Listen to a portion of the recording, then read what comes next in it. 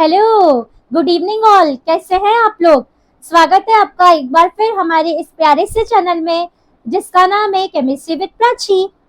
So my dear children, आप जानते हैं कि हमने क्लास 12 यूनिट 1 में सॉल्यूशन स्टार्ट करा है और हमने सॉल्यूशन को पूरे तरीके से कंप्लीट करते हुए हम इसके लास्ट टॉपिक पे बात कर रहे हैं। हाँ, अभी कुछ टॉपिक बचे लेकिन वो अंडर टॉपिक्स है, वो हम कवर कर लेंगे।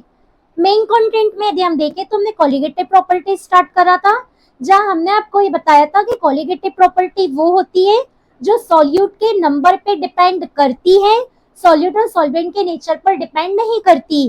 Then I told you colligative properties are of totally 4 type: RLVP, elevation of boiling point, depression of freezing point, and the last one is your osmotic pressure. So my dear children, already we have completed the 3 colligative properties. Today we are going to learn about the 4th colligative property, which is osmotic pressure. Just go with me.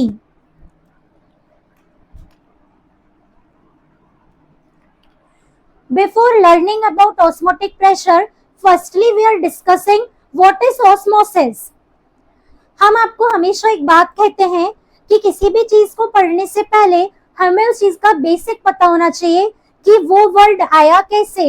Direct हम osmotic pressure पे नहीं जाएंगे। Osmotic pressure 2 से 3 line के term है, लेकिन उसके पहले मैं आपको ऑस्मोसिस पूरा समझाती हूँ। तो देखिए बेटा, ये जो टर्म है osmosis, this term was given by Abbe Nollet. He was a chemist, French chemist, and the concept was given in the year 1809. अब ऑस्मोसिस मतलब क्या होता है, सुनिएगा। ऑस्मोसिस का मतलब होता है सॉल्वेंट मॉलिक्यूल का फ्लो होना लो कंसंट्रेशन से हाई कंसंट्रेशन की तरफ, वो भी सेमी परमेबल मेम्ब्रेन की हेल्प से।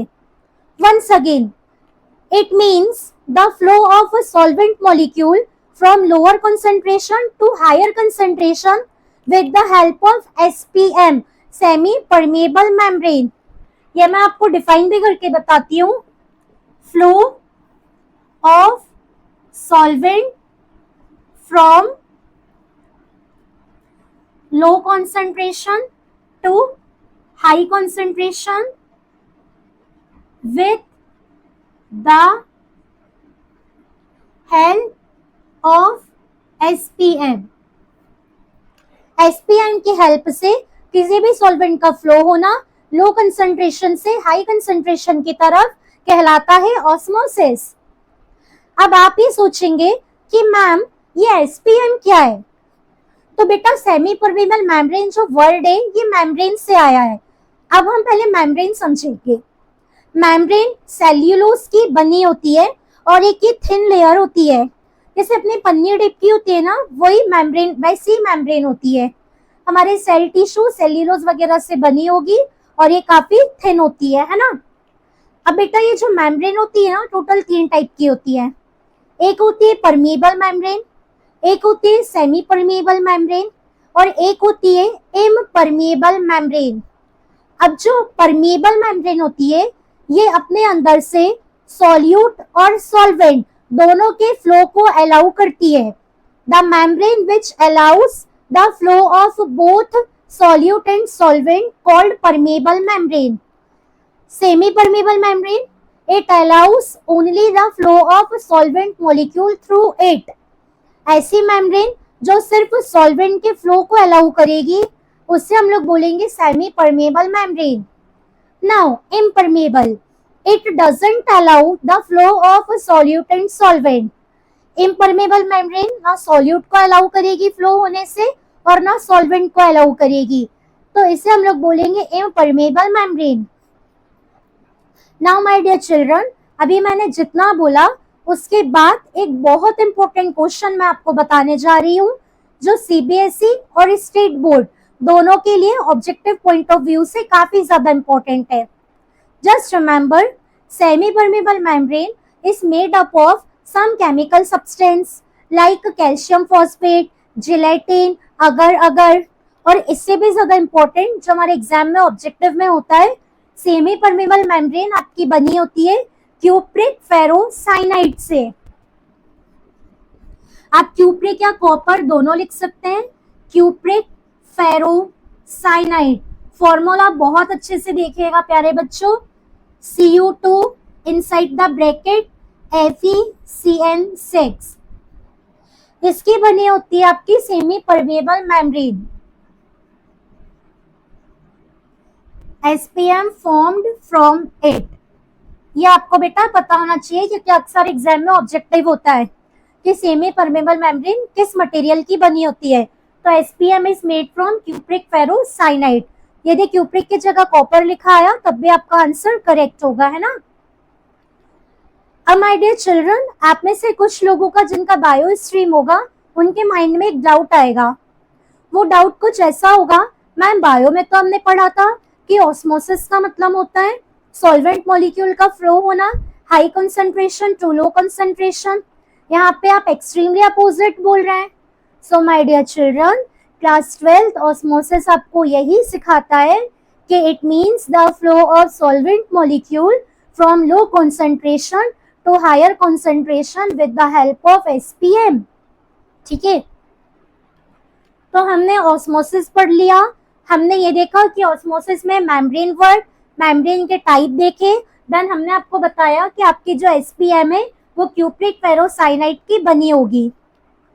अब मैं आपको एक और इम्पोर्टेंट चीज बता रही हूँ। अक्सर एग्जाम में डिफरेंस देखा गया है ऑस्मोसिस और डिफ्यूजन के बीच में।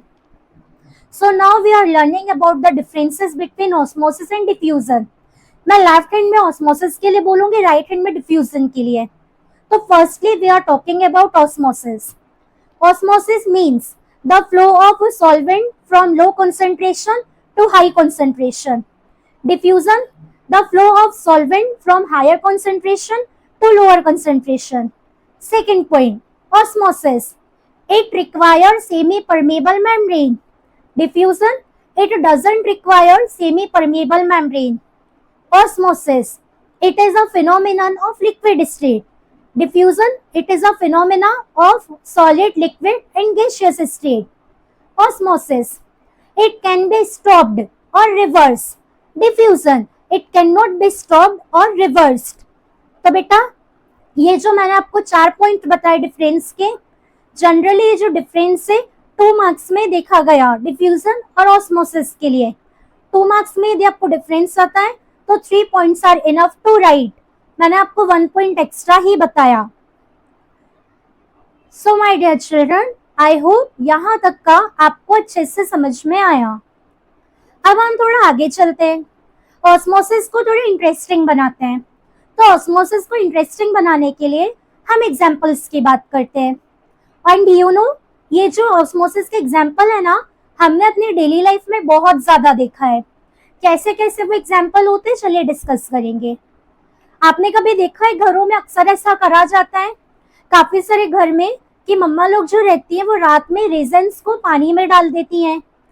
तो क्या होता है, सुबह वो रेजन स्वेल हो जाते हैं। ऐसा देखते हैं ना हम लोग कि रात में किशमिश को पानी में भिगो देते हैं, सुबह उठ के वो स्वेल हो जाता है। This is because of osmosis. और क्या एग्जाम्पल हो सकता है, ये तो आपने भी काफी ज्यादा ऑब्जर्व किया होगा। कई बार क्या होता है, जिनके घरों में रेफ्रिजरेटर नहीं होता है तो वो लोगों को कुछ ऐसे वेजिटेबल्स होते हैं ना जिन्हें फ्रेश रखना हो, लाइक कुकुम्बर हो गया, कैरेट हो गया और आपका कैबेज वगैरह हो गया, तो इन सबको ना अक्सर वाटर में रखा जाता है ताकि ये फ्रेश रहे। तो इसके लिए क्या करा जाता है बेटा, जैसे सब्जियां वगैरह मुरझाने लगती है या हमें उनको लॉन्ग टर्म तक के फ्रेश रखना है तो उसे पानी में डाल देते हैं। पानी में डले रहने से कंटिन्यूसली उनका ऑस्मोसिस होगा, वो सब्जी फ्रेश रहेगी। और आपने देखा है जैसे रॉ मैंगो, एक मैं आपको एग्जांपल बताती हूँ। Raw mango shrivel when kept in saline water. यदि आप कच्चे आम को नमक के पानी में डालोगे, सैलाइन वाटर मतलब नमक का पानी, तो आपका जो कच्चा आम रहेगा वो मुरझा जाएगा, श्रिवल हो जाएगा। This is because of osmosis. और एक और एग्जांपल आप देखिएगा, wilted flowers revive when we keep in warm water या नॉर्मल वाटर। जो हमारे मुरझाए हुए फूल रहते हैं, यदि हम उनको पानी में डालेंगे तो वो फूल कैसे खिल जाते हैं, रिवाइव यानी फिर से जी उठते हैं। ये भी ऑस्मोसिस के कारण होता है। और आपने अपने खुद की बॉडी में भी ज्यादा इस चेंज को ऑब्जर्व किया होगा। हम जब काफी टाइम तक के पानी के कांटेक्ट में आते हैं, या कभी ऐसा हो रहा है किसी दिन हम ज्यादा शावर ले रहे हैं या हम पानी पानी में काम कर रहे हैं, तो हमारे हाथ की फिंगर्स जो होती है कैसे श्रिंक होने लगती हैं, बिल्कुल ऐसे सिकुड़ से जाते हैं। या आप जैसे कभी वाटर पार्क वगैरह गए, वहाँ पे काफी टाइम तक क्या पानी के कांटेक्ट में रहे हो, तो आपने अपने पैरों की ये फिंगर्स वगैरह देखी हो कैसे बिल्कुल श्रिंक हो जाती, सिकुड़ से जाते हैं। ये भी ऑस्मोसिस के कारण ही होता है। तो ये भी हमने आपको जितने भी एग्जाम्पल बताए, ये सारे के सारे एग्जाम्पल ऑस्मोसिस के हैं। ठीक है, I hope my dear children यहाँ तक कि आपको अच्छे से समझ में आया। यदि आपको यहाँ तक के कोई भी टॉपिक में थोड़ा सा भी डाउट है, तो एक बार वंस अगेन आप वीडियो को रिवर्स करके गो थ्रू जरूर करिएगा, है ना। चलिए, अब मैं आपको बताती हूँ experiments related to osmosis. Osmosis को समझने के लिए कुछ एक्सपेरिमेंट। आपकी एनसीईआरटी बुक ने 1 एक्सपेरिमेंट दिया है, लेकिन मैं आपको एक और एक्सपेरिमेंट बता रही हूँ। एक्सपेरिमेंट है एग का। जिन्हें एग के साथ एक्सपेरिमेंट ट्राई नहीं करना है, वो रीजन के साथ भी कर सकता है। तो आपको क्या करना है, आपको ना 2 एग लेने हैं। उन एग को कुछ टाइम के लिए आपको डिप करना है डाइल्यूट HCl में। डाइल्यूट HCl में डिप करने से होगा क्या, वो एग की जो ऊपर वाली मेम्ब्रेन होगी बेटा, वो निकल जाएगी। उसके बाद आपको वो जो 2 एग आपने लिए थे, आपने कुछ टाइम के लिए 30 मिनट 45 मिनट के लिए डाइल्यूट HCl में डिप करा। डिप करने के बाद आप उसे बाहर निकालिए, थोड़ा ड्राई होने दीजिए।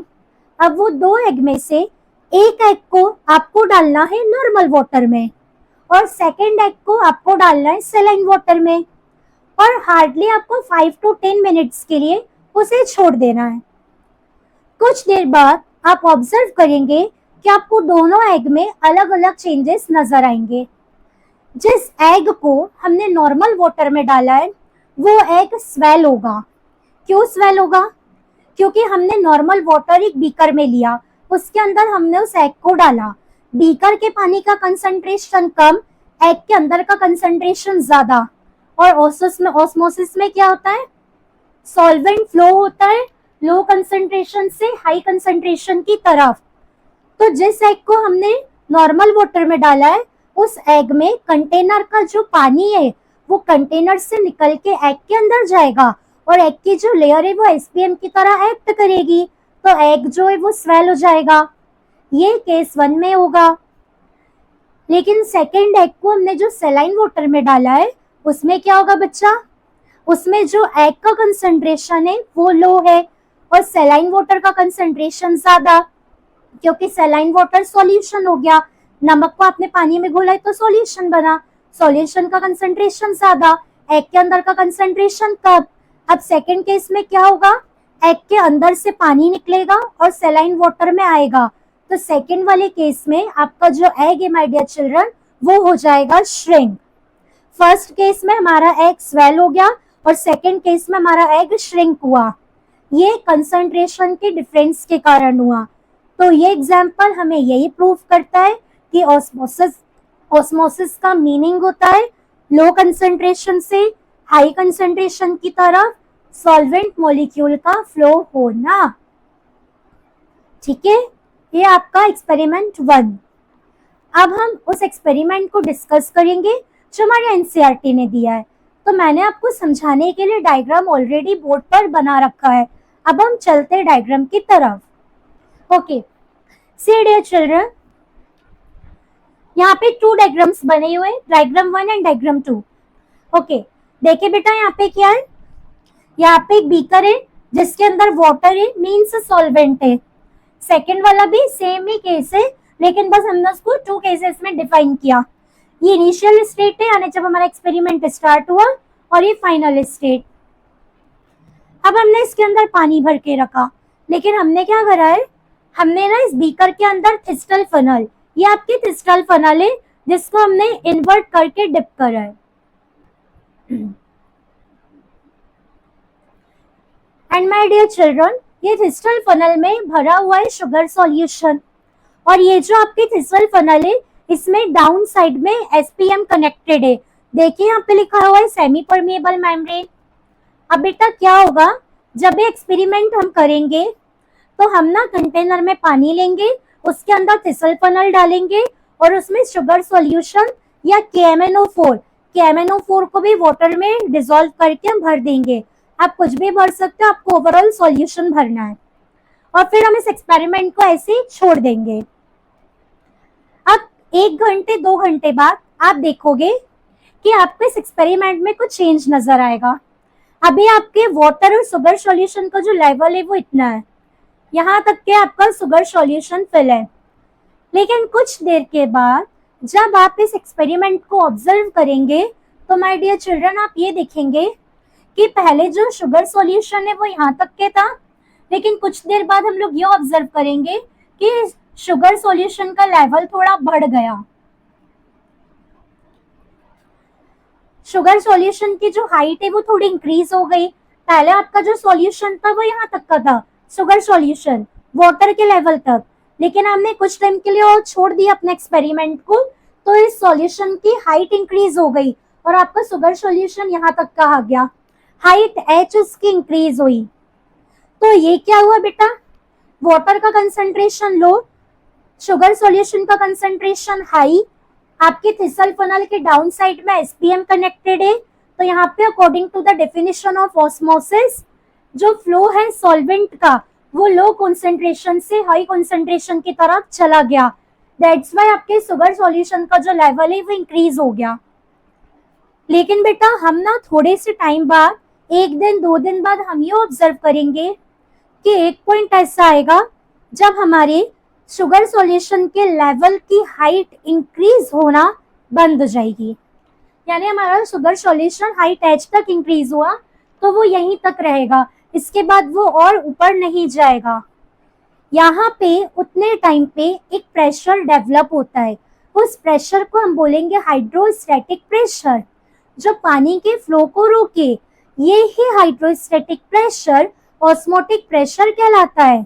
ऑस्मोटिक प्रेशर मतलब क्या करता है, osmotic pressure stops the flow of solvent molecule to move through solution. Osmotic pressure एक प्रकार का हाइड्रोस्टैटिक प्रेशर होता है जो सॉल्वेंट मॉलिक्यूल को सॉल्यूशन में मिक्स होने से रोकता है, और ये आपको ये वाला एक्सपेरिमेंट क्लियर करवाता है। आप इसमें KMNO4 का भी सॉल्यूशन यूज कर सकते हैं in place of sugar solution, हम कोई भी सॉल्यूशन यहाँ पर ले सकते हैं। तो यहाँ पे हमने इस डायग्राम से समझा कि ऑस्मोसिस को और ऑस्मोटिक प्रेशर को कैसे डिफाइन किया जा सकता है।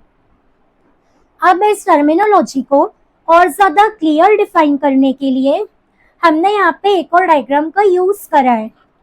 ये डायग्राम में आपको और ज्यादा क्लैरिटी के साथ ऑस्मोटिक प्रेशर समझ में आएगा। ये भी एक प्रकार का वेसल है जो 2 अपार्टमेंट में डिवाइडेड है, apartment A and apartment B।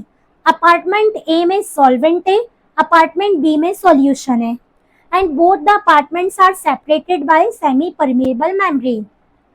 अब बेटा according to the condition, solvent का जो कॉन्सेंट्रेशन है वो लो है, सॉल्यूशन का जो कॉन्सेंट्रेशन है वो हाई है। तो ऑस्मोसिस के कॉन्सेप्ट के अकॉर्डिंग क्या होगा, solvent molecule contain apartment A से निकल करके अपार्टमेंट B की तरफ जाएगा जहाँ पे सॉल्यूशन है। तो यहाँ पे धीरे धीरे बेटा क्या होगा, यहाँ से सॉल्वेंट मूव करेगा, फ्लो करना स्टार्ट करेगा और सॉल्यूशन में जाकर के मिक्स होगा। अब अपार्टमेंट A में भी लगी हुई है फ्रिक्शनलेस पिस्टन, इस फ्रिक्शनलेस पिस्टन का जो प्रेशर है वो P है। अपार्टमेंट B में भी लगी हुई फ्रिक्शनलेस पिस्टन जिसका जो प्रेशर है ये P है, दोनों तरफ फ्रिक्शनलेस पिस्टन लगी हुई है। लेकिन जब आपके अपार्टमेंट A से सॉल्वेंट फ्लो करके अपार्टमेंट B की तरफ आएगा यानी सॉल्यूशन की तरफ आएगा, तब क्या होगा बेटा, ये फ्रिक्शनलेस पिस्टन में अब देखो यहाँ पे पानी का फ्लो बढ़ेगा। जब ये जो है ये फ्रिक्शनलेस पिस्टन कनेक्टेड है सॉल्यूशन साइड से, तो ये जो पानी है फ्रिक्शनलेस पिस्टन को पुश करेगा, पानी बढ़ता जाएगा, फ्रिक्शनलेस पिस्टन से टच होगा, ये उसे पुश करेगा। तो एक पॉइंट ऐसा आएगा बच्चे कि फ्रिक्शनलेस पिस्टन निकल के गिर सकती है, पानी कंटिन्यू सॉल्वेंट कंटिन्यू यहाँ से निकल के यहाँ जा रहा है, सॉल्यूशन का लेवल बढ़ता जा रहा है, तो हो सकता है आपके फ्रिक्शनलेस पिस्टन निकल के आउट हो, गिर जाए। तो हमें ऐसा करने से रोकना है ताकि हमारे सॉल्यूशन में फ्रिक्शनलेस पिस्टन रिमूव ना हो। तब हम इस फ्रिक्शनलेस पिस्टन को स्टॉप करने के लिए वहां पे एक एक्सटर्नल प्रेशर अप्लाई करेंगे। उस एक्सटर्नल प्रेशर को हमने पाई से डिनोट करा। तो ये जो एक्सटर्नल प्रेशर अपन अप्लाई करेंगे ताकि सॉल्वेंट मॉलिक्यूल का फ्लो यहाँ से इस साइड आने से बचे, सॉल्वेंट मॉलिक्यूल रुके और हमारी फ्रिक्शनलेस पिस्टन रिमूव ना हो, यही एक्सटर्नल प्रेशर कहलाता है ऑस्मोटिक प्रेशर। इसकी डेफिनेशन काफी सिंपल है। It is a hydrostatic pressure which stops the flow of solvent molecule to mix into solution side called osmotic pressure। आप इसे कैसे डिफाइन करेंगे? यहाँ पे हमने इसे पाई से डिनोट करा और पाई को हमने लेबल क्या करा? Pi equal to pressure required to stop osmosis. I hope my dear children अब आपको ऑस्मोसिस एंड ऑस्मोटिक प्रेशर दोनों बहुत अच्छे से क्लियर है। यदि आपको ये क्लियर है तो अब हम चलते हैं ऑस्मोटिक प्रेशर से रिलेटेड। यदि हमें कोई भी न्यूमेरिकल सॉल्व करना है तो उसके लिए हम कौन सा मैथमेटिकल फॉर्मूला अप्लाई करेंगे? तो now we are solving a short derivation for osmotic pressure. My dear children, van't Hoff ने पाई के बारे में बताया। वेंट हॉफ फैक्टर मैं आपको काफी डिटेल में पढ़ाऊंगी। Van't Hoff was introduce the concept of pi. So according to Van't Hoff ने ये कहा था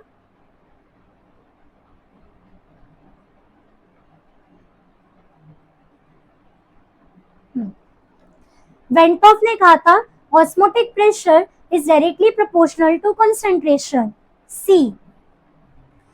आप बहुत अच्छे से जानते हैं प्रोपोर्शनलिटी का साइन हटाना है तो इक्वल टू के साथ कांस्टेंट आएगा। Next step pi equal to CRT। यहाँ पे बेटा pi osmotic pressure, C concentration, R universal gas constant and T is temperature. Always use temperature in Kelvin. Temperature को केल्विन में ही लीजिएगा। नाउ यू नो कंसंट्रेशन जो है वो रेशियो होता है नंबर ऑफ मोल और वॉल्यूम का, तो C की जगह पे अपन रख सकते हैं N/V। Pi equal to N/V RT। Equation third. Now how can we say osmotic pressure is a colligative property? याद है हमने आपको कोलिगेटिव प्रॉपर्टी की स्टार्टिंग में बताया था और आज भी हमने अपना लेक्चर स्टार्ट करने से पहले आपको यही कहा कि कोलिगेटिव प्रॉपर्टी वो होती है जो सॉल्यूट के नंबर पे डिपेंड करती है। तो यहाँ पे पाई n पर डिपेंड कर रही, n is number of mole of solute, that's why osmotic pressure एक कोलिगेटिव प्रॉपर्टी है। नाउ यू नो बेटा n क्या है? n रेशियो है गिवन मास और मोलर मास का, क्योंकि n मोल है n की जगह हम क्या रख सकते हैं? W/mW। तो क्या हो जाएगा? Pi equal to given mass of solute upon molar mass of solute into volume और R और T।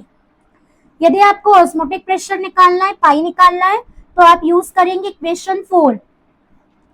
लेकिन आपको किसी भी नॉन वोलेटाइल सॉल्यूट का मॉलिक्यूलर मास निकालना है with the help of osmotic pressure, तो आप इस इक्वेशन को ट्रांसफर कर देंगे, तब आपकी इक्वेशन कुछ इस तरीके से शिफ्ट हो जाएगी।